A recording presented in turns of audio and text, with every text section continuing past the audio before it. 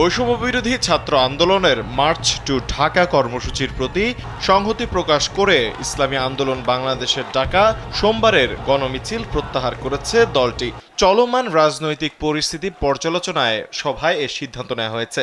রোববার দলের আমির মুফতি সৈয়দ রেজাউল করিম পীর সাহেব চরমোনাইয়ের সভাপতিত্বে অনুষ্ঠিত এক জরুরি সভায় এ সিদ্ধান্ত নেওয়া হয়। এ সময় ছাত্র জনতার শান্তিপূর্ণ কর্মসূচিতে হামলায় অনেকের মৃত্যুতে গভীর উদ্বেগ ও ক্ষোভ প্রকাশ করে এর তীব্র নিন্দা ও প্রতিবাদ জানিয়েছেন ইসলামী আন্দোলন বাংলাদেশের মহাসচিব প্রিন্সিপাল হাফেজ মাওলানা ইউনুস আহমেদ। রোববার এক বিবৃতিতে মহাসচিব বলেন, আওয়ামী সরকারের অপরিণামদর্শী সিদ্ধান্তের কারণে আজও প্রায় ১০০-র মতো মানুষ নিহতের ঘটনা ঘটছে। কোয়ালিটি সম্পন্ন আন্তর্জাতিক মানের still bar CSRM, committed for better still. তিনি বলেন, আওয়ামী লীগ প্রধান যদি আজকে আন্দোলনকারীদের প্রতিহতের ঘোষণা না দিতেন তাহলে হত্যাকাণ্ডের ঘটনা ঘটত না।